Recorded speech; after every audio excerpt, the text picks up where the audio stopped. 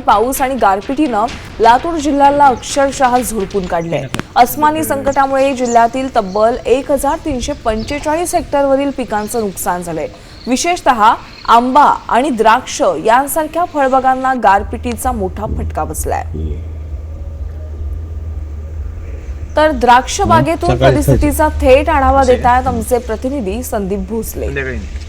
अवकाळी पावसामुळे फळबागेचं देखील प्रचंड मोठं नुकसान झालेलं आहे। आपण जर बघितलं तर लातूर जिल्ह्यात काही प्रमाणात द्राक्ष शेती केली जाते, मात्र या द्राक्ष शेतीला देखील गारपिटीचा मोठा फटका बसल्याचं पाहायला मिळतं। आपण जर बघितलं तर काही शेतकरी जे आहेत ते आता कुठेतरी आधुनिक शेतीकडे वळल्याचं पाहायला मिळत होतं, मात्र गारपीट आणि वादळी वाऱ्याचा फटका लातूर जिल्ह्यात प्रचंड मोठा बसताना पाहायला मिळतोय। आंबा फळबागेसह द्राक्षाला देखील मोठा फटका जो आहे तो फटका बसताना पाहायला मिळतोय।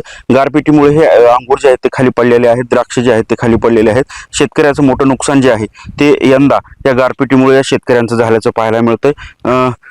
ज्वारी, गहू, हरभरा या शेती पिकासह फळबागेचं देखील मोठं नुकसान जे आहे ते रात्री झालेल्या अवकाळी पाऊस आणि गारपिटीमुळे जिल्ह्यातल्या काही भागांमध्ये बसताना पाहायला मिळतंय।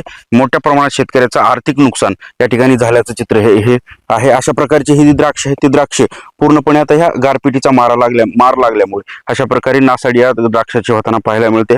शेतकऱ्याचं मोठं आर्थिक नियोजन जे आहे ते कोलमडल्याचं हे चित्र लातूर जिल्ह्यात आहे। संदीप भोसले, साम न्यूज, लातूर।